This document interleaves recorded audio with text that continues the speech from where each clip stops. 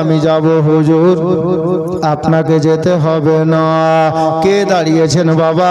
ওটা অন্য কেউ নয়, আমার ইমাম হুসাইনের নিজের চাচাতো ভাই, যিনার নাম কিতাবে লেখা আছে ইমাম মুসলিম বিন আকিল।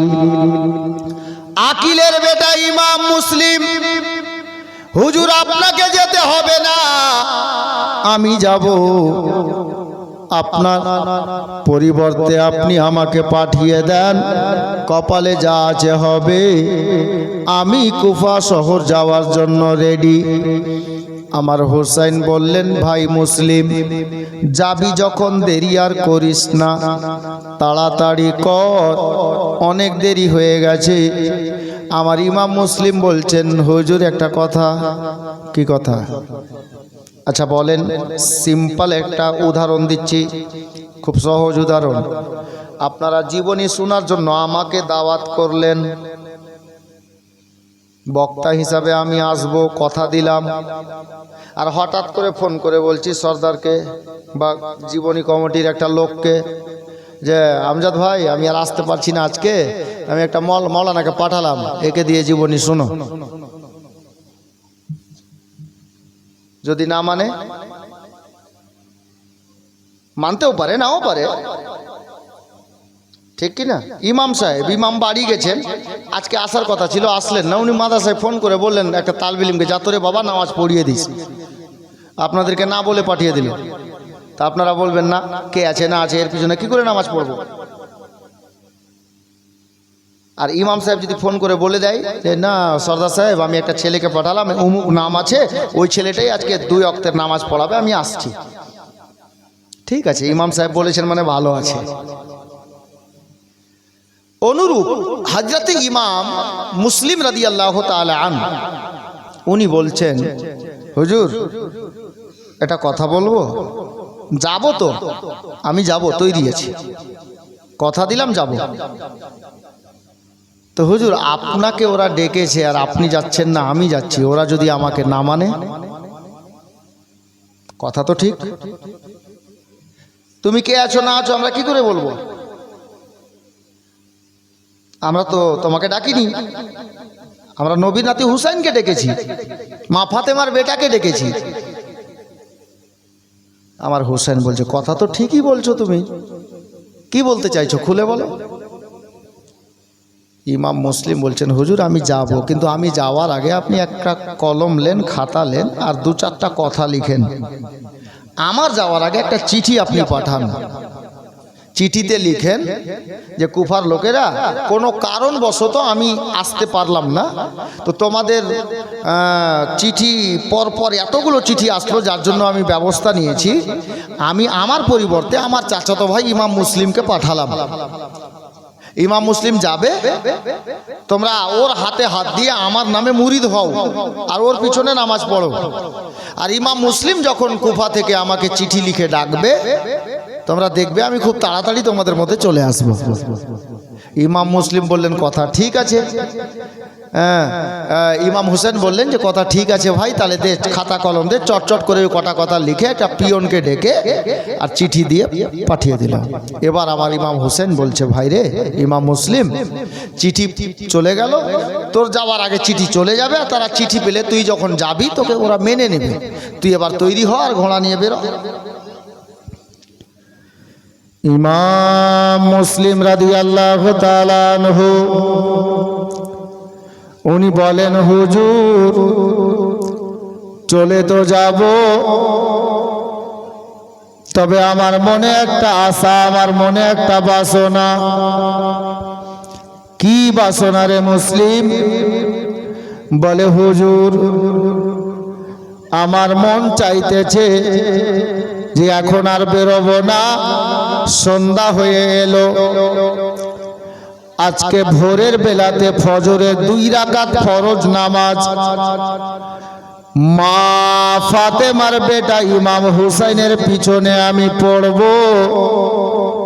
হারাম শরীফের সামনে ইমাম হুসাইনকে ইমাম বানিয়ে আপনার পিছনে 2 রাকাত ফরজ নামাজ ভোরবেলাতে পড়ে আমি সোজা গিয়ে ঘোড়াতে বসে যাব আর কুফা শহরের দিকে চলে যাব। হুজুর চলে যাওয়ার পরে ফিরে আসবো কিনা গ্যারেন্টি নেই, আপনার সঙ্গে দেখা হবে কিনা জানি না, তবে আমার মনের আশা এটা যে আমি জীবনের শেষবারের মতো আপনার পিছনে ফজরের নামাজটা পড়তে চাই। ইমাম হুসাইন বললেন, ভাই ইমাম মুসলিম রে, তোমার মনে যখন এটা আশা জেগেছে আমি অনুমতি দিলাম, তবে ভোরবেলাতে নামাজ পড়ে আর দেরি তুমি করবে না, তাড়াতাড়ি করে তুমি ঘোড়া ছেড়ে দেবে। ঠিক আছে হুজুর। এবার রাত হয়ে গেল, সবাই নিজে নিজের বাড়িতে গেল। বাবা ইমাম মুসলিম নিজের বাড়িতে গেলেন, সারা রাত ঘোড়াকে খাওয়ালেন দাওয়ালেন, তৈরি করলেন বাবা, আর নিজের ব্যাটিং পত্র কাপড় চোপড়গুলো গুছিয়ে নিয়েছে। এবার ফজরের আজান হলো, আমার ইমাম মুসলিম নামাজ পড়তে বেরিয়ে গেলেন। ইমাম হুসাইনের পিছনে ইক্তেদা করে 2 রাকাত ফরজ নামাজ পড়লেন। ফজরের নামাজ পড়া হয়ে গেল, দোয়া সালাম হয়ে গেল। আমার ইমাম হুসাইন বলছেন, ভাই মুসলিম রে, সব রেডি? হ্যাঁ হুজুর রেডি আছি, তবে আর দেরি করিস না রে ভাই, যা এবার রওনা হয়ে যা। ইমাম মুসলিম আগে বাড়লেন, ইমাম হুসাইনের সঙ্গে মুসাফা করলেন, কদম দুলি মাথায় নিলেন, হাতে চুমা দিয়ে ইমাম হুসাইনকে বললেন, হুজুর আমার সালাম কবুল করেন। চলে গেলাম হুজুর, যদি বেঁচে থাকি দেখা হবে, নইলে কাল হাসরের ময়দানে দেখা হবে। সালাম দিয়ে বলছে, হুজুর আমি যাচ্ছি বাড়ি, বাড়িতে একদম ঘোড়া রেডি করা আছে, সামান বোঝাই করা আছে, খালি গিয়ে বসবো, লাগামটা টানবো আর ঘোড়া চলবে। ঠিক আছে ভাই যা, ফি আমানিল্লাহ, আল্লাহ তোমার ভালো করুক, আমি আল্লাহর কাছে দোয়া করব আল্লাহ যেন তোমাকে কামিয়াব করে। বাবারা, ভাইরা, মা বোনেরা, ইমাম মুসলিম রাদিয়াল্লাহু তাআলা আনহু এক পা দুপা করতে করতে বাড়িতে গেলেন। ঘোড়া রেডি ছিল বাবা, আর গিয়ে ঘোড়াতে যেমনই বসেছেন, ঘোড়ার লাগাম ধরে টানছেন, ঘোড়া চলে না। যেই ঘোড়াকে ইশারা করে দিলে ঘোড়া হাওয়ার মতো ছুটতো, ওই ঘোড়ার লাগাম ধরে জোরে জোরে টানছেন, ঘোড়া চলে না। ইমাম মুসলিম চিন্তায় পড়ে গেলেন, আল্লাহ ঘোড়া কেন চলে না? আবার লাগাম ধরে টানছেন, এত জোরে জোরে লাগাম টানছেন বাবা, ঘোড়ার মুখটা কেটে গিয়ে রক্ত বেরিয়ে গেছে। ইমাম মুসলিম চিন্তায় পড়ে গেলেন, ব্যাপার কি, ঘোড়া চলে না কেন? ঘোড়াটা নিজের ভাষাতে ইমাম মুসলিমকে বুঝাতে চাইছে, মুসলিম গো আমি যাব তো যাব কি করে গো ইমাম মুসলিম, আমার পিঠের উপরে জান্নাতের একটা ফুল বসে আমাকে বলছে, ঘোড়া তুই চল রে। আর আমার পায়ের কাছে 2টা মাহারা ছেলে, 2টা মায়ের এতিম, 8 বছর আর 10 বছরের 2টা বাচ্চা, যাদের মা দুনিয়াতে নাই, জান্নাতি ফুল দাঁড়িয়ে আমাকে বলছে, ঘোড়া আমার আব্বাকে নিয়ে যাস না রে, আমার আব্বাকে নিয়ে গেলে আমরা ইয়াতিম হয়ে যাব, আমাদের মা নাই রে ঘোড়া, আমাদের বাবাই আমাদের মা, আমাদের বাবা রে, আমাদের আব্বা জানকে তুমি নিয়ে যেও না। ইমাম মুসলিমকে ঘোড়া নিজের ভাষায় বুঝাতে চাইলেন, এ ইমাম মুসলিম একটু নিচে দিকে মুখ করে তাকাও, আমি যাব তো যাব কি করে? ইমাম মুসলিম যেমন মুখটা নিচে করেছেন, দেখতে পাওয়া গেল কচি কচি 2টা ছেলে, ওটা অন্য কারো ছেলে নয় গো, ইমাম মুসলিমের নিজের 2টি ছেলে। একজন কেতাব লেখক বলছেন 8 বছর আর 10 বছর, একজন বলছেন 10 বছর আর 12 বছর, আল্লাহ ভালো জানেন, এতে দ্বিমত আছে বাবা। আমার ইমাম মুসলিম রাদিয়াল্লাহু তাআলা আনহুর ছেলে 2টির নাম কেতাবে লেখা আছে, মুহাম্মদ ও ইব্রাহিম রাদিয়াল্লাহু তাআলা আনহুমা। আমার ইমাম মুসলিম বললেন, বেটা মুহাম্মদ রে, আব্বা জান কোথায় যাচ্ছেন? বলে, বেটা রে তোর আব্বা আজকে বহু দূর যাওয়ার জন্য তৈরি হয়েছে, বেটা সরে যা, বাড়ি যা, আমাকে যেতে দে। বলে আব্বা আমাদেরকে নিয়ে চলেন, আমরা কোথায় থাকবো গো? ইমাম মুসলিম বললেন বেটা না রে, তোদেরকে নিয়ে যাওয়া যাবে না। কেন গো আব্বা? বলে বহুদূর রাস্তা, এই মক্কা থেকে কুফা 12 থেকে 1300 কিলোমিটার, জঙ্গলে জঙ্গলে পাহাড় পর্বতে তোর আব্বা যাবে রে, তোমাদেরকে নিয়ে আমি যাব না বেটা, যাও তোমরা বাড়িতে থাকো। বলে আব্বা গো আমরা কার কাছে থাকবো গো আব্বা? আমাদের যে মা দুনিয়াতে নেই গো, আমরা ছোট্ট ছিলাম, আমাদের মা মদিনাতে ইন্তেকাল করে গেছি। মা জননীর ভালোবাসা আমরা ছোট্ট থেকেই পাইনি। মা ইন্তেকালের পরে আপনার কাছে মায়ের ভালোবাসাটাও পেয়েছি, বাবার ভালোবাসাটাও পেয়েছি। আজকে যদি আপনি আমাদেরকে রেখে চলে যান গো আব্বা, আমরা আব্বা আম্মার ভালোবাসা কোথায় পাবো? আমরা কারে আব্বা বলে ডাক দেব? আমরা না খেলে কে আমাদেরকে রাতের বেলায় মায়ের মতো আদর করে খাওয়াবে গো আব্বা? আপনি আমাদেরকে নিয়ে চলেন, আমরাও সাথে যাব। ইমাম মুসলিম বললেন বেটা না রে, তোমাদেরকে নিয়ে যাওয়া যাবে না, বহু দূর রাস্তা আছে বেটা, তোমরা থাকো মক্কাতে। বলে আব্বা আমরা কার কাছে থাকবো গো? ইমাম মুসলিম বললেন বেটা রে, তোমার চাচি আম্মা, ফুফু আম্মা, চাচতো ভাই, ফুফাতো ভাই অনেকে আছে রে, এদের কাছে থাকো বেটা। বলে আব্বা গো আছে তো সবাই গো, তবে মায়ের মতো বাপের মতো আপন দুনিয়াতে কেউ হবে না। আব্বা গো আমাদেরকে সাথে নিয়ে চলেন। রাস্তায় যেতে যেতে যদি খিদার জ্বালায় আমরা ইন্তেকাল করে যাই, আমরা খাওয়ার চাইব না, আপনাকে বিরক্ত করব না।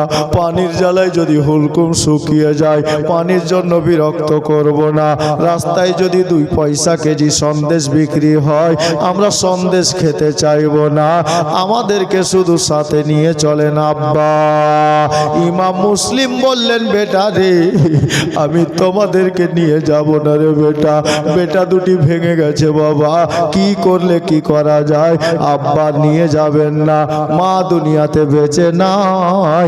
ইমাম মুসলিমের 2টা বেটা বাবা ঘোড়ার পায়ের কাছে দাঁড়িয়ে দাঁড়িয়ে আস্তে আস্তে করে কথা বলা বলি করলেন, একটা কাজ কর রে ভাই, আমার আব্বা আমাদের কথা রাখবেন না, তবে কি করা যায়? আমরা কি যেতে পাবো না আব্বার সঙ্গে রে? ইমাম মুসলিমের বড় বেটা বললেন ভাই পাবো, একটা কাজ কর, আব্বাকে দাঁড়াতে বল, চল আমরা একটা লোকের কাছে যাব। কার কাছে? তুই আগে বল তো কি বলবো। আব্বা আপনি একটু দাঁড়ান, সঙ্গে নিয়ে যাবেন না? নিয়ে যেন না, আমরা আসছি তারপর যাবেন। বেটা দুটি বললেন আব্বা একটু দাঁড়ান, আমরা যাচ্ছি আর আসছি। কোথায় যাবি রে? বলে আপনি একটু দাঁড়ান না, আমরা আসবো তারপর চলে যাবেন, আমাদেরকে নিয়ে যেন না, কোনো কথা নেই। এখন আব্বা বলল ঠিক আছে যা, তবে দেরি করিস না রে বাবা, আমি তোর চাচাকে কথা দিয়েছি, মা ফাতেমার বেটাকে কথা দিয়েছি, দেরি করা যাবে না। ঠিক আছে আব্বা একটু দাঁড়ান। আব্বাকে ঘরে রেখে ঘোড়ার পিঠে বসিয়ে রেখে একটু দূরে গিয়ে বাচ্চা দুটি একে অপরের সঙ্গে বলা বলি করছে, ভাই রে কোথায় যাব রে? বলে ভাই শোনো রে, এই মক্কাতে একটা লোক আছে রে, আমার আব্বা দুনিয়ার সমস্ত লোকের কথা ফেলে দিতে পারেন রে, কিন্তু একটা লোকের কথা ফেলতে পারবেন না। আরে উনি কে? বলে অন্য কেউ নন, উনি হলেন আমাদের চাচা যান ইমাম হুসাইন রাদিয়াল্লাহু তাআলা আনহু, ইমাম আলী আসগরের আব্বারি। চল চাচাকে গিয়ে বলবো, চাচা এসে যদি বলে দেয় আমাদের আব্বা না বলতে আর পারবে না। ঠিক আছে ভাই চল। দৌড়তে দৌড়তে গেলেন ইমাম হুসাইনের বাড়ির দরজাতে, আওয়াজ দিলেন চাচা যান বলি। ছোট ছোট বাচ্চার কণ্ঠস্বর বড় মধুর রে বাবা। ইমাম হুসাইন কণ্ঠস্বর পেয়ে, বাচ্চার গলা পেয়ে দরজা খুললেন। কে? বলে চাচা গো, আমরা আপনার ভাতিজা ইমাম মুসলিমের 2 বেটা। কি খবর রে বেটা? আমার কাছে কি উদ্দেশ্যে। বলে চাচা গো, আপনি জানেন গো চাচা, আমাদের আব্বা আপনাকে কথা দিয়েছেন, কুফা শহর যাওয়ার জন্য তৈরি প্রস্তুত হয়ে ঘোড়ায় বসে গেছি। আমার কাছে কি উদ্দেশ্যে তোরা আসলি তাই বল বেটা। ইমাম মুসলিমের দুইটা ছেলে বলছেন, চাচা গো, আব্বাকে অনেক করে বুঝালাম, আমরাও আব্বার সঙ্গে যাব, আব্বা নিয়ে যাবেন না, আমরা আব্বাকে দাঁড় করিয়ে আপনার কাছে এসেছি। আপনি একটু দয়া করে যদি বলে দিতেন চাচা, আমরা দুই ভাই আব্বার সঙ্গে যেতে পারতাম। আপনি বললে আব্বা কথা কাটতেন না। আরে বেটা, যাওয়ার জন্য এই মতো কেন করছিস রে? বলে চাচা গো, আমরা যাওয়ার জন্য কেন এরকম করছি জানেন চাচা? কেন রে বেটা? বলে চাচা গো, আমরা মায়ের এতিম আছি, আমাদের মা দুনিয়াতে নাই। মদিনাতে ছোট ছিলাম চাচা, আমাদের মা কবরে চলে গেছে। আমরা আব্বার কাছে এত বড় হয়েছি, আব্বার কাছে লালন পালন হয়েছি। চাচা গো, আব্বা যদি চলে যায়, মায়ের মতো করে রাত্রে আমাদেরকে কে মাথায় হাত বুলিয়ে দেবে? আমাদেরকে আদর করে কে গোসল করিয়ে দেবে? আমরা আব্বা বলে কাকে ডাকবো গো? যেমনই এই কথা বলা, আমার ইমাম হোসেন বলছেন, বেটা চুপ করার বলিস না রে, চল আমি হুসাইন যাচ্ছি, তোর আব্বাকে গিয়ে বলে দেব রে, তোরা দুই ভাই তোর আব্বার সঙ্গে যেতে পারবি। বাবা একটু অন্তর থেমে বসেন। আমার হুসাইন বলছেন, চল বেটা, আমি বলে দিচ্ছি। দুই ভাতিজাকে সঙ্গে নিয়ে ইমাম মুসলিম বাড়ি থেকে বেরিয়ে গেলেন। ইমাম হোসেন বাড়ি থেকে বেরিয়ে গেলেন। ইমাম মুসলিম ঘোড়ায় চেপে বসে আছেন, অল্প দূরে দাঁড়িয়েছেন। আমার ইমাম হুসাইন বলছেন, মুসলিম রে। জি হুজুর বলেন। বলে একটা কাজ কর রে ভাই মুসলিম। কি কাজ গো হুজুর? বলে আমি হুসাইন তোমাকে অর্ডার দিলাম গো, তোমার দুইটা ছেলেকে সাথে নিয়ে কুফাতে যাও, তোমাকে একা কুফা যেতে হবে না। ইমাম মুসলিম বলছেন, হুজুর কি বলছেন? বলে আমি ঠিকই বলছি, আমি হুসাইন বলছি নিয়ে যাও। বলে হুজুর, সব কিছু জানা সত্ত্বেও কেন এ কথা বলছেন? কি জানা সত্ত্বেও রে? বলে হুজুর, আমি এমন দেশে যাওয়ার জন্য তৈরি হয়েছি, আমার জানাজা হবে কিনা গ্যারেন্টি নাই, আমার কবর হবে কিনা গ্যারেন্টি নাই। হুজুর, আপনি জানা সত্ত্বেও আমাকে বাচ্চা দুটি নিয়ে যেতে বলছেন। আবার ইমাম মুসলিম বলছেন, ভাই ইমাম হোসেন বলছেন, ভাই মুসলিম রে, তোমাকে যেটা বলছি সেটা করো রে। আল্লাহ হায়াতে রাখলে কেউ মারতে পারবে না, আর আল্লাহ নিলে কেউ বাঁচাতে পারবে না রে। কপালে যা আছে হবে, আমি হুকুম দিলাম নিয়ে যাও। তার কারণ জানো রে ভাই, আমি হুসাইন কাঁদছি, তোমাকে কাঁদাতে চাইছি না। এ বাবারা ভাইরা, আমার হুসাইন বলছেন, ভাই মুসলিম রে, আমি হুসাইন কাঁদছি, তোমাকে কাঁদাতে চাইছি না। মুসলিম বললেন, দাদা বুঝলাম না হুজুর, আমি বুঝতে পারলাম না। আমার ইমাম হুসাইন চোখের পানি ছেড়ে দিয়ে বলছেন, মুসলিম রে, আজকে তুমি কুফাতে যাওয়ার জন্য ঘোড়ায় বসেছো, তুমি রেডি হয়ে গেছো, তৈরি হয়ে গেছো, তোমার সঙ্গে যাওয়ার জন্য। যেমন তোমার দুটা বেটা আজকে কত কান্নাকাটি করছে রে। এ ভাই মুসলিম, জানো আজকে কয়েক মাস আগে আমি হুসাইন যখন মদিনা ছেড়েছিলাম, 11 বছরের ফুলের মতো বেটি সুগরা খাতুন কত আব্বা আব্বা বলে কেঁদেছিল। আমাকে বলেছিল, আব্বা গো, সবাইকে পাঠিয়ে দেন, আপনি থেকে যান। আমার থাকা হয়নি, আমি হুসাইনকে আসতে হয়েছে। বেটি সুগরাকে একা রেখে মদিনাতে এসেছি। মক্কাতে আসার পরে, আমি মদিনা থেকে আসার পরে এখন পর্যন্ত কাজ কামের মাধ্যমে সময় পাওয়া যায়নি, বেটিটার খবর নিতে পারিনি। জ্বর বাড়লো না কমলো, বেটিটা কেমন অবস্থাতে আছে। এ মুসলিম, জানিস ভাই, যখন আমার মনে পড়ে যায় বেটিটার কথা, আমি কাউকে জানতে দিই না রে। আমি ঘরের মধ্যে দরজা বন্ধ করে আমি হুসাইন একা একা কান্না করি। এই মুসলিম, আমি নির্জন জায়গায় গিয়ে বসে জঙ্গলে কাঁদি, কাউকে জানতে দিই না বেটিটা বেঁচে আছে না দুনিয়া ছেড়ে দিয়েছে, খবর নিতে পারি না রে। এ মুসলিম যারে, আমি হুসাইন কাঁদছি, কাঁদতে দে, আমি তোমাকে কাঁদাতে চাইছি না রে মুসলিম। যার জন্য তোমাকে অর্ডার দিলাম রে মুসলিম, তোমার দুই বেটাকে সাথে নিয়ে তুমি কুফাতে যাও। আমার ইমাম মুসলিম বাবা আর কিছু বলতে পারলেন না। এ বেরাদার বাবারা ভাইরা রাজি হয়ে গেলেন, দুই বেটা তৈরি হলো, আমার ইমাম মুসলিমের সঙ্গী হয়ে গেলেন। আর ইমাম হুসাইনকে সালাম জানিয়ে ইমাম মুসলিমের ঘোড়া বাবা চলতে আরম্ভ হয়ে গেল। চলতে লাগলো ঘোড়া, ইমাম মুসলিমের ঘোড়া চলতে চলতে কুফা শহরে গিয়ে প্রবেশ করলো।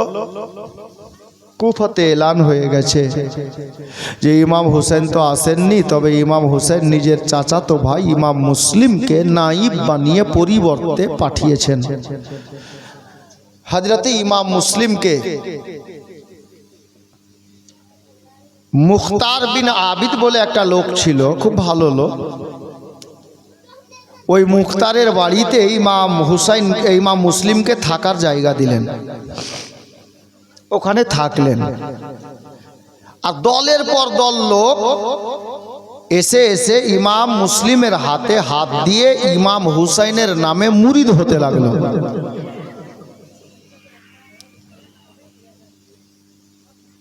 ইমাম মুসলিম রাদিয়াল্লাহু তাআলা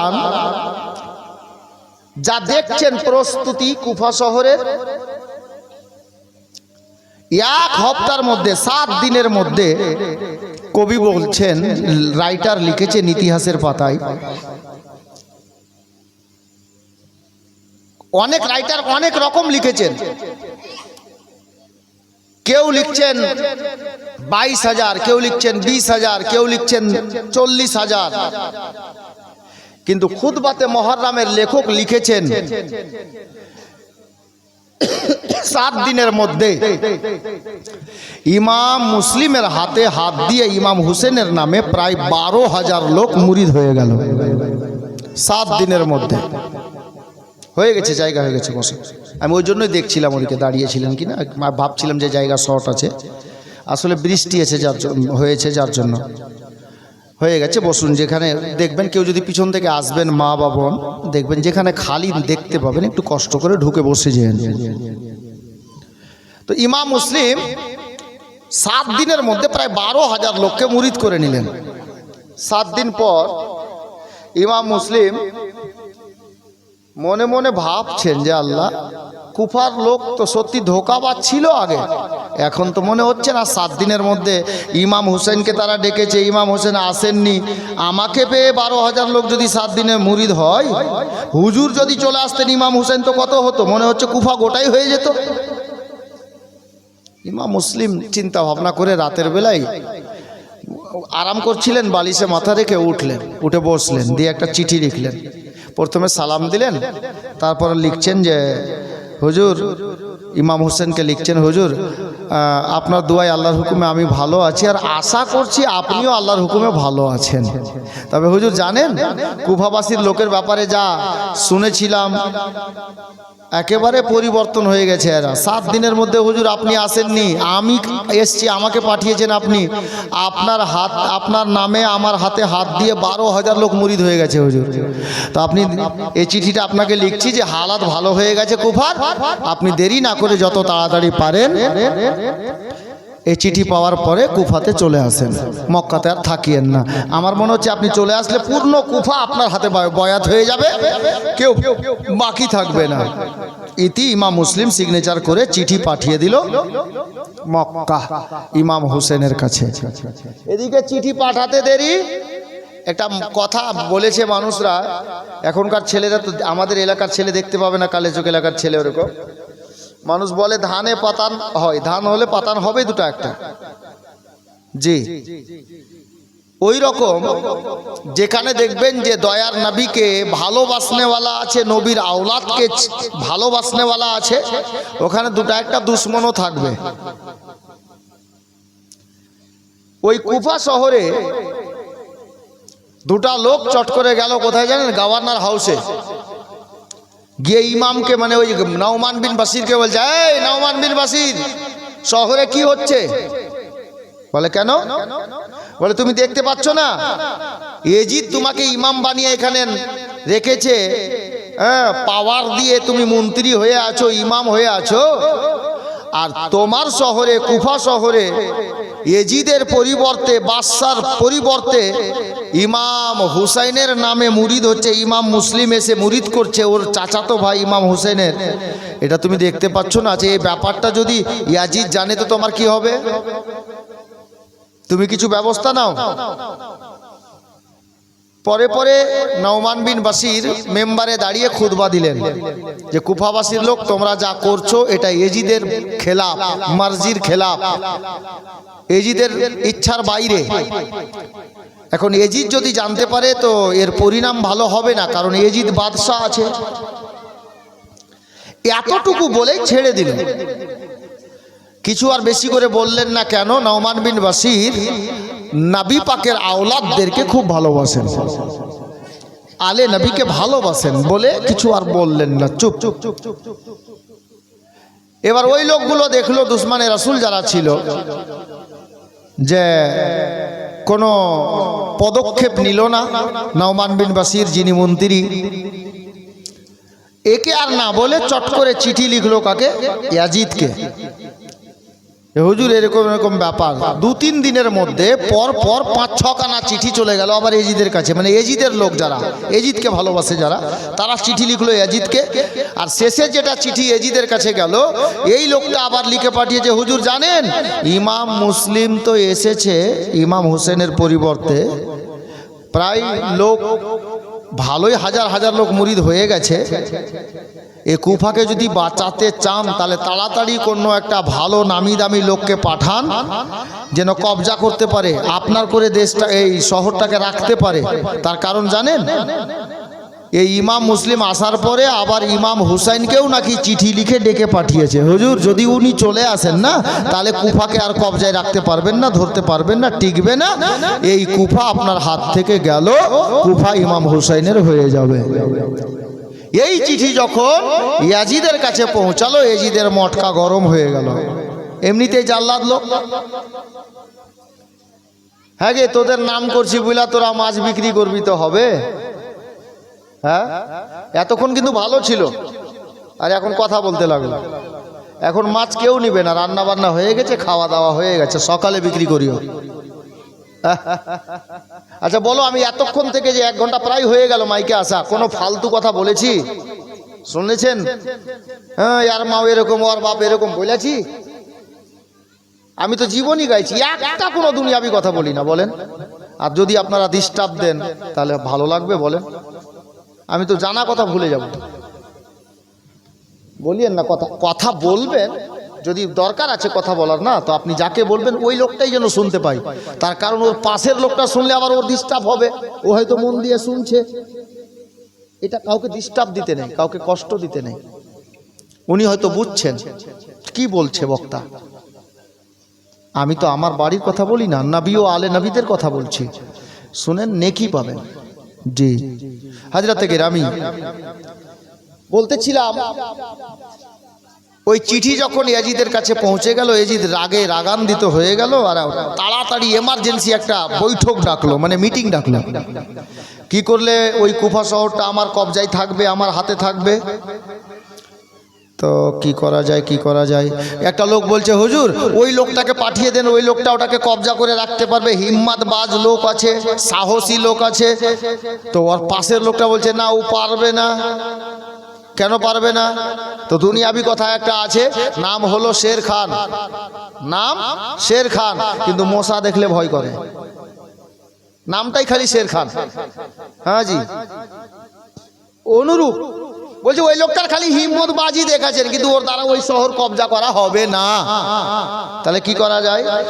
এ বলছে ওর নাম, ও বলছে ওর নাম। শেষে একটা লোক বলছে, হুজুর আমি পেয়েছি একটা লোককে, এতক্ষণে মনে পড়েছে। বলে কে? নাম বল, বাড়ি কোথায়, বাপের নাম কি? আহা, ওই লোকটা বলল, হুজুর লোকটার নাম হলো ওবাইদুল্লাহ, বাপের নাম হলো জিয়াদ, আর বাড়ি হলো বুসরা শহরে, বুসরার গভর্নর ইমাম। ইয়াজিদ বলছে, আরে লোকটা কেমন? বলে হুজুর আর বলিয়েন না। বলে একটু তো বল। বলে শুধু একটু বলে দিচ্ছি লোকটা কেমন। বলে কেমন? বলে ওই লোকটা এমন হিম্মতবাজ আছে, এমন ডাকাতের বেটা ডাকাত আছে, দিন দুপুর বেলা চৌরঙ্গিতে মানুষকে ফেলে দিয়ে জিন্দা মানুষকে জবাই করে দিতে পারে, দিলে একটু দয়া নাই, এরকম লোক।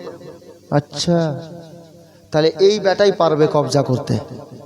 কি করা যায়? বলে তাকে ওখানকার কুফা শহরের গভর্নর বানিয়ে দেন, ও বাঁচিয়ে নেবে আপনার শহরকে। আচ্ছা, তাহলে ঠিক আছে। তাড়াতাড়ি চিঠি লিখলো। ইয়াজিদ এটাও লিখে দিল চিঠিতে, তুমি চিঠি পাওয়া মাত্র দেরি করবে না, তাড়াতাড়ি কুফাতে যাবে। তার কারণ হলো শুনেছি নাকি ইমাম হুসাইনকে আবার ইমাম মুসলিম চিঠি লিখে ডেকে পাঠিয়ে নিয়েছে, তুমি কুফাতে যাও, নওমান বিন বাশিরকে সরিয়ে দাও, বুসরা তোমার দায়িত্বে থাকলো, আর ওই কুফা শহরও তোমাকে দিয়ে দিলাম, আর তুমি গিয়ে নওমান বিন বাশিরকে গ্রেপ্তার করে জেলখানায় বন্দি করে দাও, তুমি সিংহাসনে বসে যাও, ইমাম মুসলিমকে খোঁজ লাগিয়ে বের করো, আমার দাওয়াত দাও, আমার নামে যদি মুরিদ হয়ে যায় ভালো কথা, আর যদি মুরিদ না হয় গলা কেটে নাও, ইমাম হুসাইন যদি চলে আসে আমার দাওয়াত দাও, যদি আমার দাওয়াত কবুল করে নাই, আমাকে ইমাম বলে মেনে নাই, কোনো কথা নাই, নয়তো গলা কেটে নাও, যুদ্ধের ঘোষণা করে দাও, এটা আমি ইয়াজিদ হুকুম দিয়ে দিলাম। ইবনে জিয়াদ এর কাছে চিঠি পৌঁছালো, চিঠি পেল, চিঠি পেয়ে তো ইবনে জিয়াদের মাথা একেবারে খুশিতে ঘুরতে লাগলো। যে আল্লাহ যখন দেয় চতুর্দিক থেকেই যায়। হ্যাঁ, ওই ইবনে জিয়াদের একটা ভাই ছিল, বুঝলেন, নাম কিতাবে লেখা আছে ওসমান, নাম ওসমান। যেমন চিঠি পেয়েছে ওসমানকে বলছে, এই ওসমান। হ্যাঁ দাদা বলেন। বলে কাছে আয়, জলদি আয়, তোকে আর হাল বাহিতে হবে না। শুন কি হলো দাদা? আরে আল্লাহ যখন দিবে না চতুর্দিক থেকে দিবে। দেখ, এই পূর্ণ বুসরা শহরের মালিক আমি, আর আমাদের বাদশাহ আবার ওই কুফা শহরটাও আমাকে দিয়ে দিয়েছে, ওটার মালিকও আমি। হ্যাঁ, দুই জায়গার মন্ত্রী আমি। তো আমি একটা লোক দুটা শহরকে কি করে চালাবো? এখানে আবার একজনকে লাগবে না। তো এক কাজ কর, তোকে আর বাড়ি ঘরে কাজকর্ম করতে হবে না, এটা চেয়ারে তুই বসে যা, আমি চললাম কুফা, এখানকার গভর্নর তুই হয়ে যা, আমি তোকে বসিয়ে দিলাম। একদম খুশিতে খুশি। কিন্তু বলে দিয়েছে ইয়াজিদ, হুসাইনকে চিঠি লিখে ডেকে নিয়েছে, হুসাইনের আগে যে করে হোক তুমি কুফাতে ঢুকবে। ইবনে জিয়াদ কি করলো? ওবাইদুল্লাহ ইবনে জিয়াদ সৈন্য সামন্তকে সঙ্গে নিল, তাড়াতাড়ি তৈরি হলো, আর বুসরা শহর থেকে কাদসিয়া এলো। কাদসিয়া শহরে এসে রাস্তা পরিবর্তন, সমস্ত সৈন্য সামন্তকে, সৈন্য বাহিনীকে ছেড়ে দিল, তোরা অন্য রাস্তা দিয়ে আয়। আর ইমাম হুসাইন মক্কা থেকে যখন কুফাতে যাবেন, ওই রাস্তাটার নাম হলো হেজাজি রাস্তা। বলে ওই রাস্তা দিয়ে আমি যাব, যেন বুঝতে না পারে, কারণ তারা যদি জানে যে আমি নবীর নাতি হুসাইন না, তো আমাকে কুফাতে ঢুকতে আবার দেবে না, আর কুফাতে না ঢুকলে কাজ করতে পারবো না। বুদ্ধিতে কাজ নিল, 20-22টা লোককে সঙ্গে নিল, ঘোড়ায় বসে গেল, আর সবার চেহারাতে কালো পর্দা টাঙিয়ে দিল, যেমন মেয়েরা বোরখা পরে এরকম কালো নেকাব পর্দা দিয়ে দিল। তো আর ঢুকছে কখন? মাগরিবের পরে এসার আগে, যেন অন্ধকার হয়ে যায় হালকা, বুঝতে না পারে যে এটা হুসাইন না, মা ফাতেমার বেটা না, নবীর নাতি না, এটা বুঝতে না পারে। কিন্তু কুফার লোকজনদেরকে এটা খবর ছিল যে ইমাম হোসেন কখন যে চলে আসবে বলার নেই, কারণ চিঠি পাঠিয়ে দিয়েছে ইমাম মুসলিম। বাবারা, ভাইরা, মা বোনেরা, 2জন 4জন 5জন করে লোক কুফার মেন গেটের বাইরে গিয়ে জায়গা বসেছিলেন। হঠাৎ করে দেখতে পাওয়া গেল যে ওই হেজাজি রাস্তা দিয়ে, মক্কা শহরের রাস্তা দিয়ে বাবা একটা দল চলে আসছে, 20-22টা লোক সঙ্গে আছে। সবাই এটাই মনে করলো, আল্লাহ আমার মা ফাতেমার বেটা চলে আসলেন, কারণ হুজুর একা তো আসবেন না, হুজুরের সঙ্গে হুজুরের আহলো আয়াল হবে, বাচ্চা কাচ্চা হবে, ছেলে মেয়ে হবে, দলের লোকজন হবে। আল্লাহু আকবার কবিরা। আমার ইমাম হুসাইন রাদিয়াল্লাহু তাআলা আনহু কে ভেবে মা ফাতেমার বেটার নামে নারা লাগাতে লাগলো। সবাই নারা লাগাচ্ছে ইবনে আলী বলে, হুসাইন ইবনে আলী বলে, কিন্তু নারা লাগতে আছে বাবা। শোর হতে লাগলো, ইমাম হুসাইন চলে এলো, নবীর নাতি চলে এলো, সবাই ঝাঁকে ঝাঁক লোক বেরোতে লাগলো বাড়ি থেকে। নারা দিতে দিতে ইমাম হুসাইনকে ভেবে তারা কুফার মেন গেটে নিয়ে প্রবেশ করে গেলেন। বাবারা, ভাইরা, মা বোনেরা গো, আমার ইমাম হুসাইনকে ভেবে সবাই সালাম জানাচ্ছে, কিন্তু সালামের জবাব পাওয়া যাচ্ছে না। কিছু লোকের মন বলতে লাগলো, একে অপরের সঙ্গে কথা বলতে লাগলেন, হারে ভাই, হুজুরকে সালাম দিচ্ছি, উত্তর কেন দিচ্ছেন না? যারা জ্ঞানী ব্যক্তি, শিক্ষিত মানুষ, ওনারা বলতে লাগলেন, ভাই তুমি কি জানো না লোককে সালাম দিতে হলে। আচ্ছা হাজি সাহেব, আপনি ওখানে কেন বসলেন? আল্লাহ, আমি বুঝতে পারিনি, বাপ মাফ করবেন। হ্যাঁ, আপনি উপরে আসলে ভালো তো, হাজি সাহেব মানুষ নিচে বসবেন। সুবহানাল্লাহ। আমার একদম বাবার মতো ভালোবাসা দেন। রাস্তাঘাটে দেখা হলেও আমার হাজি সাহেব 500 টাকা আল্লাহর ঘরে দান পাঠিয়েছেন। আল্লাহ পাক কবুল করুক, ওনার মনের আশা বাসনাকে পূর্ণ করুক, আমিন সুম্মা আমিন, জাযাকাল্লাহ। আমি দান একটু পরে চাইবো, বাপ জীবনী গাইতে দেন একটু। হযরতে ইমাম হুসাইন রাদিয়াল্লাহু তাআলা আনহুর চাচা তো ইমাম হুসাইনকে ভেবে তারা নিয়ে যাচ্ছে, বলে হ্যাঁ সালাম দিচ্ছি তো উত্তর কেন পাচ্ছি না? তো শিক্ষিত লোক যারা, তারা বলছে, হ্যাঁ তুই জানিস না সালাম দিতে হবে দেখিয়ে কিংবা শুনিয়ে। যে লোকটাকে সালাম দিবি যেন বুঝতে পারে যে হ্যাঁ আমাকে সালাম দিল, কিন্তু উত্তর দেওয়াটা ওয়াজিব। আসতে দিলেও হবে, মনে মনে দিলেও হবে। হুজুর 1200 কিলোমিটার রাস্তা অতিক্রম করে আসলেন, ক্লান্ত হয়ে আছেন, আমরা সবাই সালাম দিচ্ছি, উনি হয়তো উত্তরটা আস্তে আস্তে দিয়ে দিচ্ছেন। এতে মন্তব্য করার কি আছে? সন্দেহ ছিল ঠিকই, কিন্তু যখন শিক্ষিত লোক বুঝিয়ে দিল, তখন আর কেউ কিছু বলল না। ঠিক আছে চলো করে বাবা কুফা শহরের বাজারে পৌঁছে গেল। আমার নবীর নাতি হুসাইনের নামে নারা লাগছে। এত লোক বাড়ি থেকে বেরিয়েছে রে বাবা, যে আর পা রাখার জায়গা পাওয়া যায় না, রাস্তা চলা যায় না। এহেন অবস্থাতে ওবাইদুল্লাহ ইবনে জিয়াদ চোখের ইশারা করে নিজের সৈন্যকে বলে দিল, এবার এলান করে দে, এবার বলে দে যে আমি ফাতেমার বেটা হুসাইন না, নবীর নাতি হুসাইন না। এ বেরাদার, তখন একটা সৈন্য, একটা লোক এলান করে দিল, এ কুফাবাসীর লোকেরা, তোমরা যেই নবীর নাতিকে ভেবে নারা লাগাচ্ছ, এটা ওই নবীর নাতি হুসাইন না। সবাই সর্বনাশ, বাবা চুপ হয়ে গেলেন। সবাই বলল, হারে তাহলে কে আছে? আমরা যে হুসাইনকে ভেবে নারা লাগাতে লাগাতে নিয়ে আসলাম, কে আছো গো তোমরা? এবার বাবা ওই লোকটা নিজের চেহারা থেকে পর্দাটা তুলে দিল। যেমনই পর্দা তুলেছে বাবা, বয়স্ক নবী, আমার নবী পাকের বয়স্ক সাহাবী কয়েকজন বেঁচে ছিলেন, যিনারা ব্যবসা বাণিজ্য করতে গিয়ে বুসরা শহরে এই কাম্বা খাতকে দেখে এসেছে। ওই বয়স্ক লোকগুলো বলতে লাগলো, এই কুফাবাসীর লোকেরা, সর্বনাশ হয়ে গেল, এটা একটা জাল্লাদ আছে রে, জাল্লাদের বেটা জাল্লাদ রে। এই লোকটার দিলের মধ্যে চুল পরিমাণে মায়া দয়া নাই রে। এটা হলো বুসরা শহরের গভর্নর, এর নাম হলো ওবাইদুল্লাহ ইবনে জিয়াদ। জিয়াদের বেটা ওবাইদুল্লাহ, এই লোকটা ভালো না রে, এই কুফা শহরে আর ভালো হতে পারে না। বাবারা, ভাইরা, ওই কুফা শহরের বাজারে দাঁড়িয়ে ইবনে জিয়াদ এলান করিয়ে দিল, শুনলাম নাকি ইমাম মুসলিম, ইমাম হুসাইনের চাচাতো ভাই এসেছেন কুফাতে, বাড়িতে যে জায়গা দেবে তাকে জান থেকে মেরে দেওয়া হবে, বাড়ি ঘরকে ভেঙে দেওয়া হবে। ইমাম মুসলিমকে বাড়িতে কেউ জায়গা দেবে না, কারণ আমি হলাম এখানকার নতুন গভর্নর। বাবা বলে দিয়ে আল্লাহু আকবার কবিরা, ওই লোকটা চলে গেল গভর্নর হাউসে, চেয়ারে বসে গেল। আর যে লোকটা গভর্নর হয়েছিল নওমান বিন বশির, তাকে গ্রেফতার করে বন্দি করে দেওয়া হলো।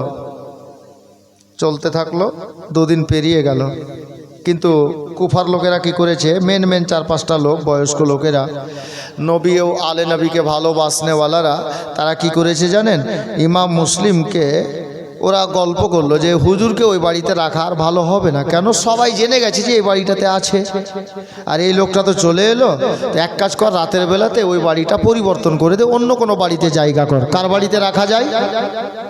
খোঁজ করতে করতে একটা আলে নবীর প্রেমিকের বাড়ি পাওয়া গেল, যে লোকটার নাম কিতাবে লেখা আছে হযরতে হানি বিন উরওয়া। হযরতে হানি বিন উরওয়ার বাড়িতে জায়গা করা হলো। রাতের অন্ধকারে হুজুরকে ওই বাড়ি থেকে বের করে হানির বাড়িতে পৌঁছে দিল। 4-5টাই লোক জানে, আর কেউ জানে না যে হুজুর কোন বাড়িতে গেলেন। আল্লাহ আল্লাহ, 2 দিন চলে গেল, কোনো খবর পাওয়া যাচ্ছে না ইমাম মুসলিম কার বাড়িতে আছে। কেউ বলতেও পারছে না, জানবে তাহলে তো বলবো, 5-6টাই লোক জানে। তো একটা মুলকে শামের গোলাম ছিল জানেন, যাকে মক্কেল বলা হয়। তো মক্কেলটা ইবনে জিয়াদকে দেখছে চেয়ারে এরকম গালে হাত দিয়ে বসে আছে, চিন্তা করছে যে কি ব্যাপার, ইমাম মুসলিম আছে কোথায়, খোঁজ খবর লাগিয়ে পাচ্ছি না কেন। মক্কেল এসে বলছে, এই ইবনে জিয়াদ, কি ব্যাপার, কি ভাবছো? আর কি ভাববো রে, বলে ইমাম মুসলিম কোথায় আছে এটাই খোঁজ করে পাচ্ছ না, তাই ভাবছো না? বলে হ্যাঁ তুই ঠিকই বলেছিস, আমি ওটাই চিন্তা করছি যে কোথায় আছে লোকটা, পাচ্ছি না কেন খবর। তো মক্কেল বলছে, এটা আমার চুটকির খেল। হ্যাঁ, তো তুই এতক্ষণে বলছিস, তো যা তুই খোঁজ লাগা, যে এমনি যাওয়া যাবে না। কেমন যাবি তুই? বলছে যাবো ঠিকই, কিন্তু 3000 টাকা দিতে হবে। এখন তো টাকা, আমি টাকা বোঝার জন্য বললাম, তখন দিনার চলতো আর দিরহাম চলতো। 3000 দিরহাম টাকা দাও, সোনার টাকা, 3000 দিরহাম টাকা। কি হবে? বলে ওটাই তো বুঝবেন না, টাকা দেন, আমি যাচ্ছি খোঁজ করতে, আর যদি তুই খোঁজ করে না পাস। ইবনে জিয়াদ বলছে, দেখো, এই মক্কেল বলছে, দেখো আমি খোঁজ করতে যাচ্ছি, যতক্ষণ খোঁজ করে না পারবো এই সকালে সুরাতে চেহারা তোমাকে দেখাবো না। আচ্ছা ঠিক আছে, মন্ত্রী কোটাতে তো টাকার অভাব নেই, কেশিয়ারকে বললো এক কাজ করে, একে 3000 টাকা দিয়ে দে। টাকা নিল, একটা ব্যাগে করে নিয়ে বেরিয়ে গেল। এই একদম চিটিং বাজ, পাক্কা চিটার লোকটা, পাক্কা চিটার আছে। দেখেন কি করছে, বেরোলো, খোঁজ করতে যাচ্ছে ইমাম মুসলিমকে, কোথাও গেল না। ও ভেবে রাস্তায় চিন্তা ভাবনা করছে আর চলছে, কোথায় যাই, কাকে জিজ্ঞেস করি, কি করি না করি, করতে করতে সন্ধ্যা হয়ে গেল। কাউকে জিজ্ঞেস করছে না, সন্ধ্যা হয়ে গেল। ভাবতে ভাবতে বলছে চল মসজিদে যাই। কুফার জামে মসজিদে গেল। কুফার জামে মসজিদ কত বড়, কেতাবে লেখা আছে একসঙ্গে 500টা লোক একই জামাতে ভিতরে নামাজ পড়তে পারবে, এত বড় মসজিদ। তখন মসজিদের গেটে গিয়ে দাঁড়িয়ে গেল, আর মসজিদ ভরা লোক, জামাত চলছে, নামাজ চলছে। নামাজ শেষ হলো, একের পর এক সুন্নাত নফল পড়ে পড়ে লোক বাইরে আসতে লাগলো। তো যেটা লোক বেরোচ্ছে ওকে বলছে, ভাই এরকম ব্যাপার, ইমাম মুসলিম নাকি ইমাম হোসেনের চাচাতো ভাই কুফাতে এসেছেন, কোথায় আছে বলতে পারবেন? তো একের পর এক লোক বলছে না, সবকে জিজ্ঞাসা করছে ও গেটে ধরে ধরে। কেউ ওর মধ্যে ওই যে 5-6টা লোক হয়তো কেউ সামনে পড়ে গেছে, যে ওই লোকটা জানে, কিন্তু ও জানে তবুও বলছে না, বলবে না। 500টা লোক, মসজিদ ভরা লোক, সবাই চলে গেল, কেউ বলল না।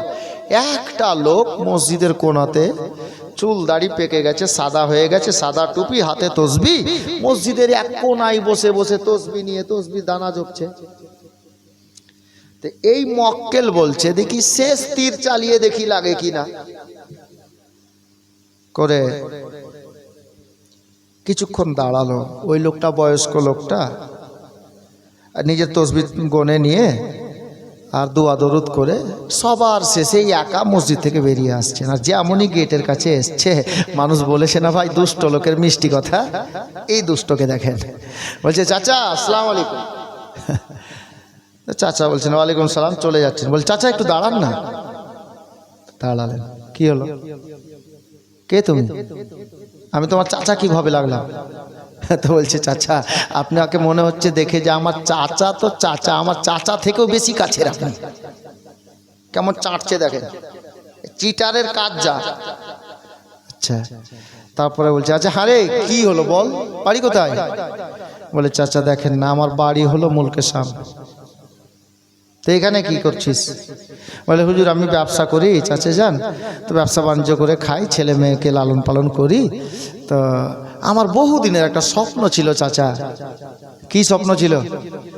বলে আমার মনে একটা স্বপ্ন ছিল যে আমরা নবী বংশের কোনো ফুলকে যদি পেতাম, নবী বংশের কোনো ছেলেকে পেতাম, তো আমি হাতে হাত দিয়ে মুরিদ হতাম। বহুদিনের স্বপ্ন। এই রাস্তা দিয়ে যাচ্ছিলাম চাচা, এ কুফাতে শুনলাম নাকি ইমাম হোসেনের চাচাতো ভাই ইমাম মুসলিম নামক একজন এসেছেন। যদি খবরটা পেতাম চাচা তো ওনার হাতে মুরিদ হতাম। এই লোকটা তখনও বলছে না, লোকটা বলছে আরে মসজিদ ভরা লোক, তুই কাউকে জিজ্ঞাসা করতে পারলি না, আমাকেই জিজ্ঞাসা করার পেলি। তে দুষ্ট লোকের মিষ্টি কথা দেখেনি, কত বড় হারামখোর, মিথ্যা কথা বলছে। বলে চাচা গো আমি মসজিদের গেটে দাঁড়িয়ে প্রত্যেকটা লোকের চেহারা দেখলাম, কাউকে জিজ্ঞাসা করলাম না। কেন জিজ্ঞাসা করলি না? বলে কাহারু চেহারাতে আলে নবীর ভালোবাসা দেখতে পেলাম না, কাউকে ভালো নামাজি মনে হলো না। আমার মনে হচ্ছে এলাকার টপ নামাজি আপনি। দিলে টুপি পরিয়া মানে দুষ্টর যা কাজ। আর এই জামানার মানুষও এরকম হয়ে গেছে কিছু, হ্যাঁ খালি নামাজি সাহেব বলে দেখেন। ওরে বাপ রে, আপনাকে দিনে 6টা চা ওই খাওয়াবে। হ্যাঁ জি, কিছু লোক তো খালি চায়ের দোকানে আইসা বলবে এই পয়সা কি করছি রে, আমি নামাজ পড়াই নতুন এটা পয়সা আছি কি, তুমি নামাজের গরম দেখাইতে গেছো চায়ের দোকানে? এরকম করে বলে ছেলেটা নামাজ পড়বে? হ্যাঁ আরে বলার একটা তারিকা আছে রে বাপ। ওই কথাটাকেই আপনি ফিরিয়ে এরকম করে বলতেন, হারে বাবা নামাজের টাইম হলো, সবাই নামাজ পড়লো, তুমি বসে তো ছিলা, নামাজটা পড়ে নিতা তো ফরজটা আদায় হয়ে যেত, গুনাহ থেকে বেঁচে যেতা। প্যার সে বলো ওইটুকুই কথা, খালি একটু ঘুরিয়ে বলতেন, হয় না হয় আপনার কথাতে ছেলেটা নামাজি হয়ে যেত। কিন্তু ওখানে যা কি বলছেন, নাম কেনার জন্য আরো 6টা লোক শুনছে, হ্যাঁ তোরা সব পয়সা থাকলি আমি নামাজ পড়ে চলে নো, তার মানে শুনাইতে চেয়েছে যে আমি নামাজি। এরকম কিছু লোক আছে, এরকম নামাজি দরকার নেই বা। আরে খোদাকে রাজি করার জন্য নামাজ পড়েন, পাবলিককে শোনানোর জন্য নয়, তাহলে আপনি নামাজি আসলে হবেন। আপ চলেন, ওই লোকটাকে বলছে চাচা আপনাকে দেখে মনে হলো আপনি পাকা আহলে বাইতের মোহাব্বতকারী আছেন, কাহারু চেহারা দেখে এরকম লাগলো না। আপনার চেহারা দেখে বুঝতে পারা যাচ্ছে যে আপনি খুব ভালোবাসেন ওনাদেরকে, যে এই জন্য আমি কাউকে জিজ্ঞাসা করলাম না, আপনাকেই জিজ্ঞাসা করলাম, যে বললে বলবেন, না হলে আর কিছু করার নেই। কিন্তু চাচা জানেন কি, এই যে ব্যাগটা দেখাচ্ছে, বলে চাচা এই যে দেখছেন এটা ব্যাগ? হ্যাঁ দেখছি, কি হলো তো?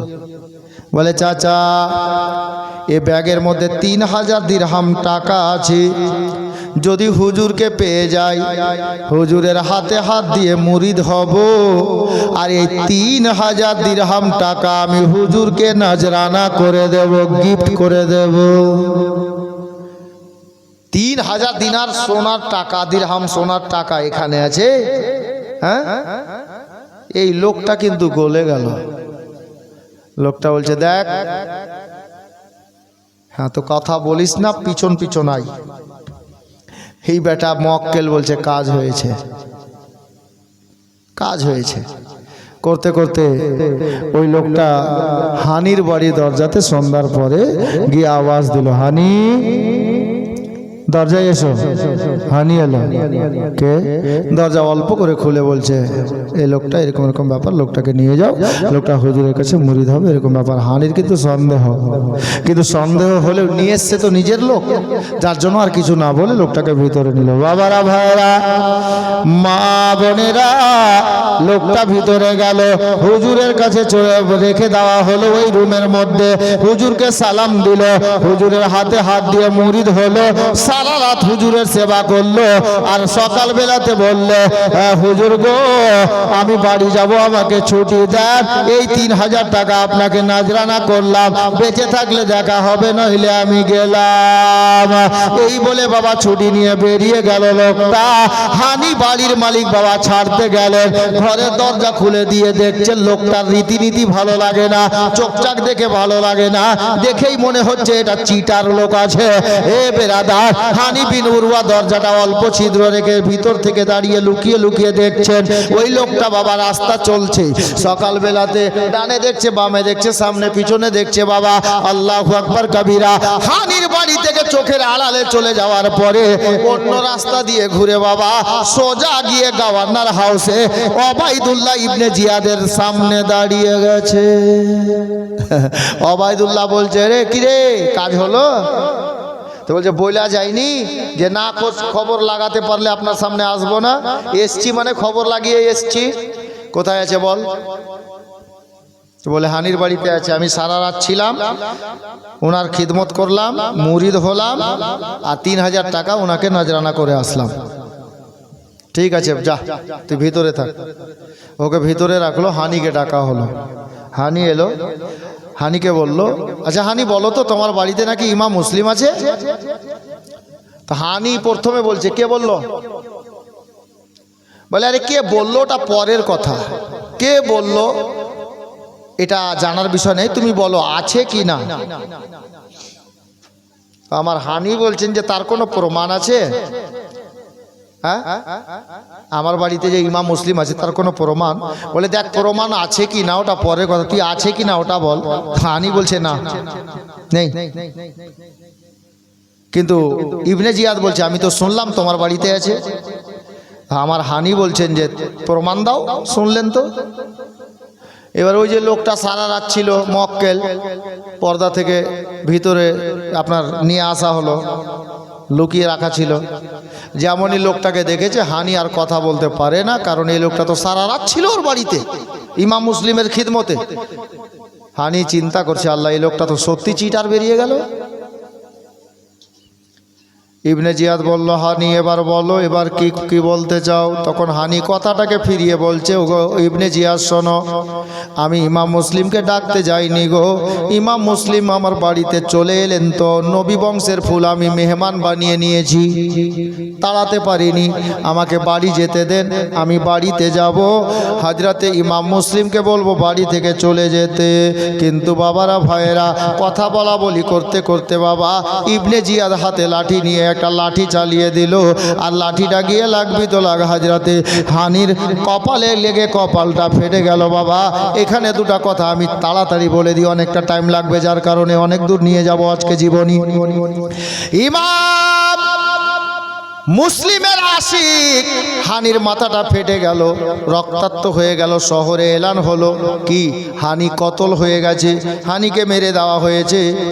তখন হানি একটা ভালো লোক, একটা আপনার কি বলে কাবিলার সর্দার হয়েছিলেন বাবা, একটা বংশের সর্দার হয়েছিলেন।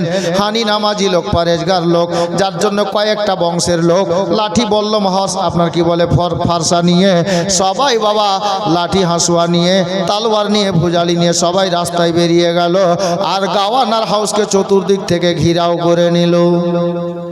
ইবনে জিয়াদ দেখলো এত লোককে তো থামা যাবে না, পূর্ণ বংশ বেরিয়ে গেছে, অনেক লোক, কি করা যায়? কয়েকটা লোককে পার্সোনালে ডাকলো বুদ্ধি করে ইবনে জিয়াদ, আর বলল যে দেখো হানিকে কতল করা হয়নি, একটু মাথাটা ফেটে গেছে, জেলখানাতে বন্দি করে রাখা আছে, হানি দুনিয়া ছাড়েনি, বেঁচে আছে, তোমরা যাও নিজের চোখে দেখো, এত লোককে তো জায়গা দেওয়া যাবে না।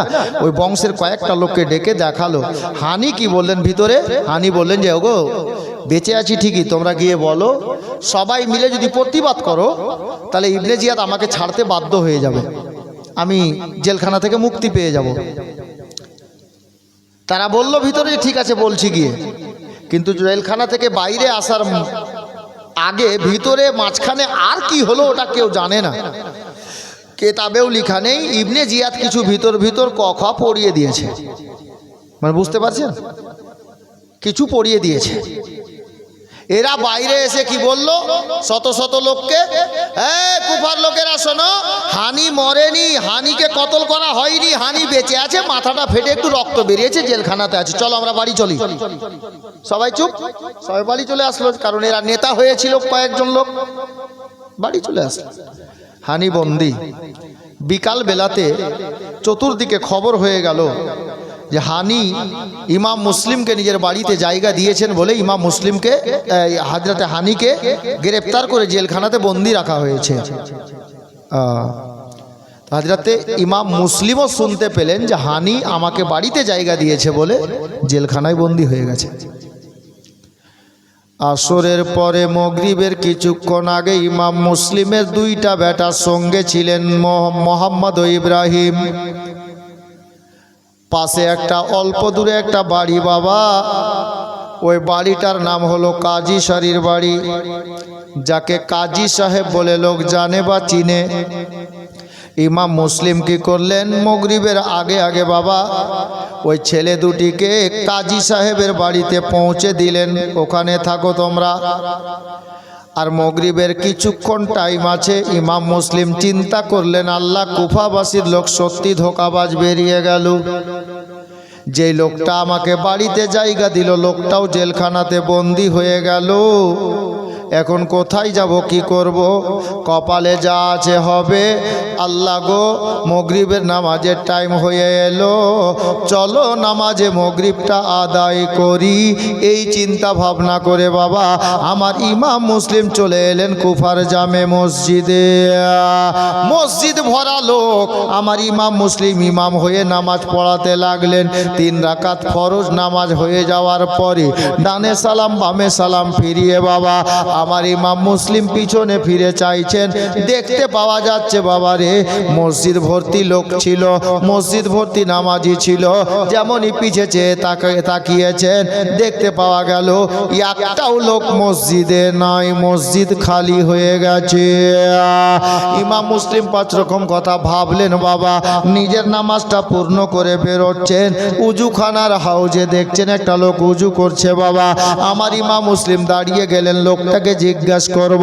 উজু করে লোকটা যখন দাঁড়ালো, এ আল্লাহর বান্দা বলো তো, মসজিদ ভরা লোক নামাজ পড়ছিল, হঠাৎ করে সব কোথায় চলে গেল?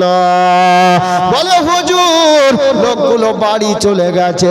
কেন বাড়ি গেল রে? কারো বাড়িতে কি আগুন লেগে গেছে? বলে না হুজুর, আগুন লাগেনি। তবে কেন গেছে? বলে হুজুর গো, মসজিদে জামাত চলতেছিল, আর মসজিদের পাশে দিয়ে সরকারি রাস্তা যেটা গেছে, ওই রাস্তার মাঝে ইবনে জিয়াদের লোক, সরকারি লোকেরা এলান করতে করতে গেছে, ইমাম মুসলিমকে বাড়িতে যারা জায়গা দেবে গো, তাদের বাড়ি ঘর ভেঙে মাটিতে মিলিয়ে দেওয়া হবে, তাদের মাথা কেটে গলাটাকে মাথাটাকে ওই বাড়ির দরজায় টাঙিয়ে দেওয়া হবে।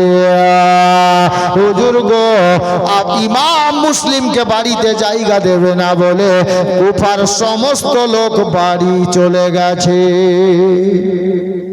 তো ইমাম মুসলিম বলছে, তুই কেন আছিস? তুইও চলে যেতি, তুই কেন আছিস? বলে হুজুর সত্যি বলেছেন, আমিও চলে যেতাম। আমি কেন আছি জানেন? কেন? বলছে জামাত ফেল, আমি জামাত পাইনি ফলে আছি, নইলে আমিও চলে যেতাম। ইমাম মুসলিম চিন্তা করতে লাগলেন, আল্লাহ এখন কি করি? যারা দাওয়াত করে ডাকলো তারাই ধোঁকা দিল, সত্যিকারে ধোঁকা দিয়েই দিল তারা। আমার কপালে কি আছে? যা আছে হবে।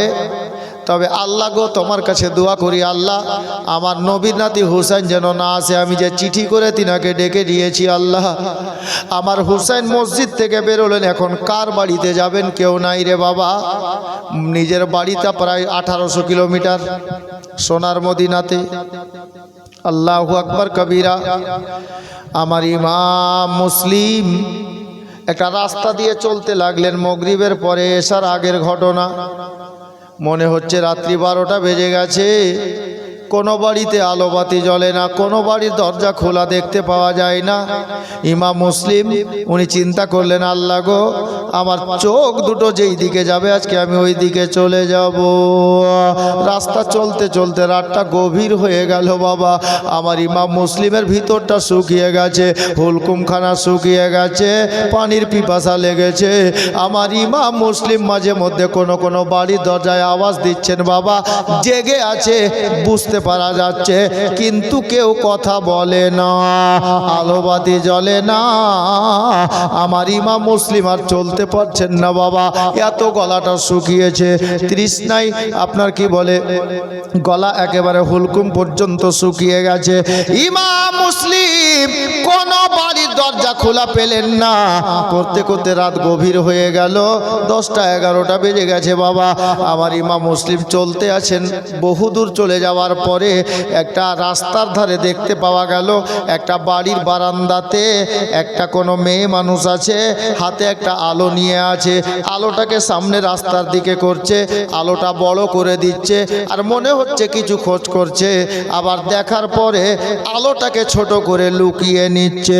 ইমাম মুসলিম এক পা দুপা করতে করতে কাছাকাছি গেছেন, ওই লোকটা আল্লাহু আকবার কবিরা, ওই মেয়েটা বেটা বেলাল বলে ডাক দিল। ইমাম মুসলিম বুঝে নিলেন এই মেয়েটার বেটা আছে আর নাম তার বেলাল আছে। তখন ইমাম মুসলিম বললেন, এ বেলালের মা, আমি বেলাল নই, তোমার বেটা নয়। আল্লাহু আকবার কবিরা। আমার ইমাম মুসলিম মেয়েটার কাছে গেলেন, মেয়েটার নাম কেতাবে লেখা আছে বিবি তুয়া, বেলালের মা। ওই বিবি তুয়া নিজের বাড়ির বারান্দাতে বসে আছে। হযরতে ইমাম মুসলিম বললেন, আচ্ছা আল্লাহর বান্দি একটা কথা বলো তো। কি কথা? তো এখানে বসে আলো হাতে নিয়ে আলোটাকে সামনে করছো আর মনে হচ্ছে কিছু খোঁজ করছো। কি খোঁজ করছো তুমি? বলে, আর বলিও না বাবা, আমারই একটাই ছেলে, ওবায়দুল্লাহ ইবনে জিয়াদের দরবারে চাকরি করে, একটাই ছেলে। প্রতিদিন তো সকাল সকাল চলে আসে, আজকে এতটা রাত হয়ে গেল আসছে না, আর দেশের আবহাওয়াও ভালো না শহরের। হ্যাঁ, কেন কি হয়েছে? বলে, তুমি জানো না ইমাম হোসেনের চাচাতো ভাই ইমাম মুসলিম এসছে আমাদের এই কুফাতে, আর ইমাম মুসলিমকে যারা জায়গা দেবে ইবনে জিয়াদ এলান করেছে তাদের বাড়ি ঘর ভেঙে দেওয়া হবে, তাদের গলা কেটে ঘরের দরজায় টাঙিয়ে দেবে, এটা এলান করেছে। মেয়েটা জানে না যে এটা ইমাম মুসলিম, চিনে না। আচ্ছা আচ্ছা, ঠিক আছে বেলালের মা, তো তুমি এই আলোটাকে লুকাচ্ছ আর সামনে করে বড় করে দিচ্ছ, কারণটা কি? বলে, বড় করে ছেলেটাকে খোঁজ করছি আসছে কিনা, আর লুকানোর কারণ কি জানো? যেন আমার বাড়িতে ইমাম মুসলিম না আসতে পারে। আর ইমাম মুসলিমই দাঁড়িয়ে আছেন, উনাকে শোনাচ্ছেন। আচ্ছা বলুন তো বাপ, ইমাম মুসলিমের তখন মন কি করেছিল? আল্লাহু আকবার কবিরা। হযরতে ইমাম মুসলিম বললেন, বেলালের মা ঠিক আছে, সবটা কথা শুনলাম। বেলালের মা রে, আমার গলাটা বড় শুকিয়ে গেছে রে, একটু পানি আমাকে দেওয়া যাবে রে? বেলালের মা বলল, এ আল্লাহর বান্দা বাবা রে, যাও এখন পানির কথা বলিও না, নিজের বাড়িতে গিয়ে পানি পান করবে। যেমনই বাড়ির কথা বলা বাবা, আমার ইমাম মুসলিমের অন্তর ফেটে গেল।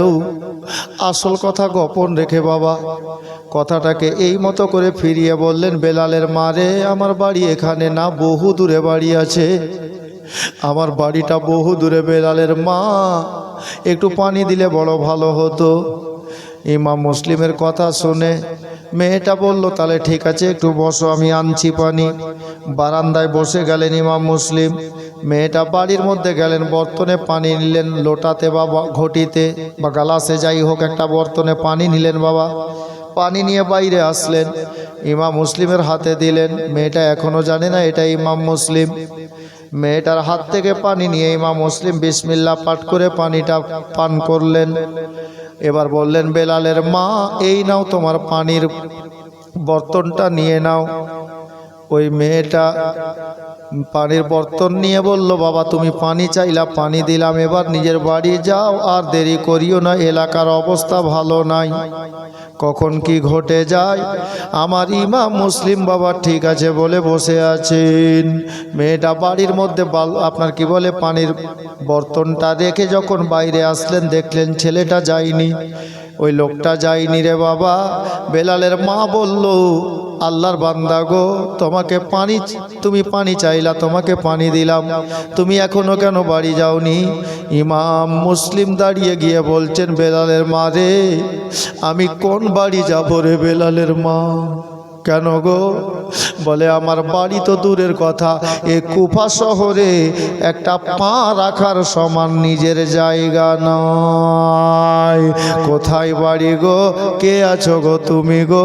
তখন বলতে লাগলেন, বেলালের মারে, আমার বাড়ি হলো সোনার মদিনা, আমার বাড়ি হলো সোনার মদিনা। আমি হলাম সেই ইমাম মুসলিম, ইমাম হুসেনের চাচাতো ভাই, যার জন্য কুফাবাসীর লোকেরা আজকে দরজা বন্ধ করে দিয়েছে। যারা দাওয়াত করে ডাকলো তারাই দরজা বন্ধ করে নিল। সত্যিকারে কুফার লোক ধোঁকা দিয়ে দিল। বেলালের মা, আমি এখন কোন বাড়িতে যাব? তবে বেলালের মা, একটা কথা বলি গো, এই টাইমে সমস্ত বাড়ির দরজা বন্ধ, পানি আমি পেলাম না। তোমাকে বললাম তুমি পানি পান করালে, এ পানির পরিবর্তে তোমাকে কিছু দিতে পারলাম না গো। তবে আমি কথা দিচ্ছি বেলালের মা, কাল হাসরের ময়দানে নাফসি নাফসির আলামে আল্লাহর পিয়ারা নবীকে বলে তোমার জন্য এই পানির বদলে হাউজে কাউসারের পানি তোমাকে পান করাবো। এ বাবারা, এত বড় কথা বলা, ইমাম মুসলিমের অন্তর ফেটে গিয়ে চোখের পানি বেরোচ্ছে। বেলালের মা, আমার বাড়ি সোনার মদিনাতে, আমি কোথায় যাব? বেলালের মা বলল, হুজুর বেয়াদবি মাফ করবেন, চিনতে পারিনি, আর কোথাও যেতে হবে না, আপনি আমার বাড়িতে মেহমান হয়ে যান, কারণ আপনার জন্য কুফার কোনো বাড়ির দরজা খোলা নয়। এ বাবারা ভাইরা, বেলালের মা আমার ইমাম মুসলিমকে বাড়িতে জায়গা দিলেন, পা হাত ধোয়ার পানি দিলেন, দরজা বন্ধ রেখেছেন। বেলাল আসলো কিনা আর খবর নিচ্ছেন না। বাবা একটু শুনেন, জওয়ান ছেলেদেরকে বলবো, অন্তরের কান লাগান। জীবনী, আজকের জীবনীতে এই কথাটা যদি আমল করে নিতে পারেন, কসম খোদার কোনো ছেলের বাবা কোনোদিন দুঃখী হবে না।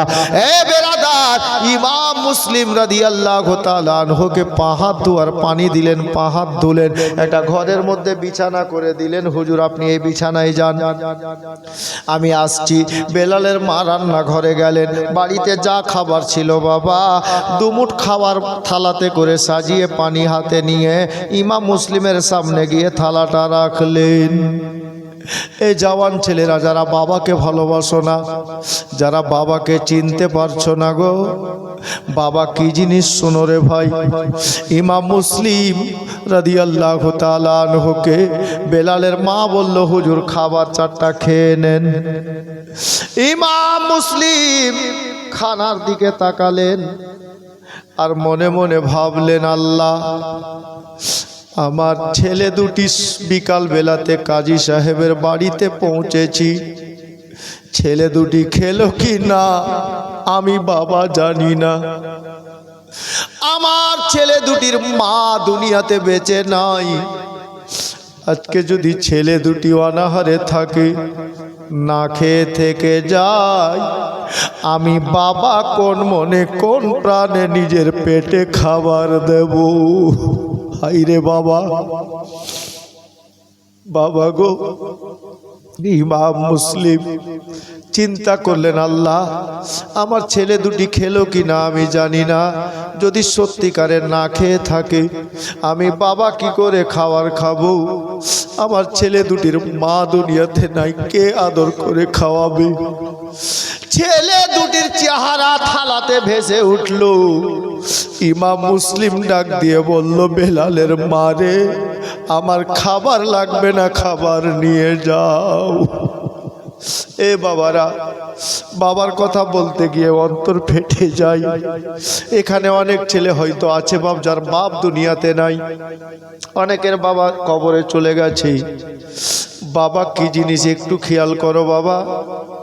আজকে 4 রাত্রিতে আমি দুটা মাকে দুটা বাবাকে বলবো, এই চতুর্থ রজনীতে 4টা লোককে বলবো নিজের বাবার নামে 1000 করে টাকা আল্লাহর ঘরে দিতে পারবেন। আল্লাহ পাক আপনার বাবাকে ভালো রাখবে। আমার ইমাম মুসলিম নিজের বেটাদেরকে লক্ষ্য করে খাবার খেলেন না বাবা। বাবা আপনার বাবা, আমার বাবা, আমাদের সকলের বাবা গরিব হলেও বাবা এরকম করেছেন। পকেটে টাকা নেই, আপনি চেয়েছেন 10 টাকা লাগবে। বাবা চা খেতে স্ট্যান্ডে গিয়েছেন, পকেটে টাকা শেষ হয়ে গেছে। বাবা জানে বাড়ি গেলে আমার একটা আদরের বেটা আমার কাছে খাবার চাইবে, কিছু লাহারি নিয়ে আসলো কিনা, খাবার নিয়ে আসলো কিনা। গরিব মানুষ, পকেটে টাকা নাই। বন্ধুকে ধরে বলে ভাই 50টা টাকা ধার দাও, কাল দিয়ে দেব, 5 দিন পর দিয়ে দেব। কি দরকার রে ভাই? টাকা দেব, কিন্তু দরকারটা কি জানতে পারি। লোকটা চোখের পানি ছেড়ে বলবে এ ভাই শোনো, আমার একটাই ছেলে আছে, বাড়ি আমি খালি হাতে কোনোদিন যাই না। আর যদি খালি হাতে যাই, ছেলে যদি খাবার খোঁজ করে, আমি বাবা খালি হতে কি করে সামনে দাঁড়াবো? এ বাবা রে, নিজের বাবার নামে 1000 টাকা দেনেওয়ালা কোনো দাদা ভাই আছো? পারবে? আল্লাহর পবিত্র ঘর মসজিদের জন্য 1000 টাকা নিজের বাপের নামে। আল্লাহ আল্লাহ সমস্ত লোককে নিয়ে দোয়া করব বাবা, আল্লাহ আপনার বাবাকে ভালো রাখুক। যদি বেঁচে আছে আল্লাহ আপনার বাবাকে বেশি দিন হায়াত দান করুক। বাপের সেবা করবেন, স্বভাব পাবেন। মায়ের সেবা করবেন, সে আপনার কি বলে স্বভাব পাবেন। 1000 করে টাকা আমি 2টা ছেলে 2টা মেয়েকে বলবো আল্লাহর ঘরের জন্য বাবার নামে কুরবানি দেবেন। আছেন 1000 টাকা কোনো মা? দেখেন আমার হাজি সাহেব খুব প্রিয় লোক ছিলেন গো, চলে গেছেন। ওনার মেয়ে আজমিরা খাতুন, বাবার নামে 1000 টাকা। আর এটা একজন, আর আপনার বোন? আচ্ছা যাই হোক, এই জনাব রাবিউল সাহেবের বোন 1000 টাকা। আর সুবহানাল্লাহ, এদিকে কোনো মা বা বোন পাঠিয়েছেন 500 টাকা। আলহামদুলিল্লাহ। তাহলে 2টা কলম হলো 1000 করে, 2টা আর লাগবে বাপ। একটা কোনো দাদা ভাই, একটা কোনো ভিজে আছে কারবালার ওই ধূল,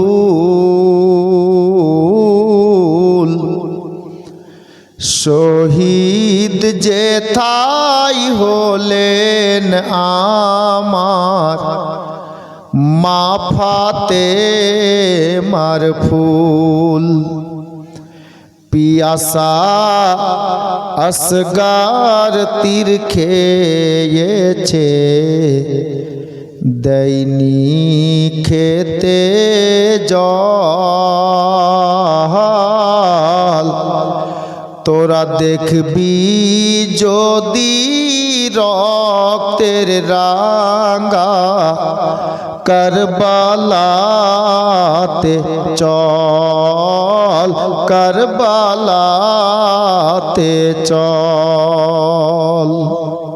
আমি বলবো ছন্দ, একটা দাদা ভাই কেউ পারবেন না বাবার নামে 1000 টাকা দিতে? আর নেই তো কালকে দিয়েন, ইশারা করে। সুবহানাল্লাহ, মনে হচ্ছে হলো। আলহামদুলিল্লাহ।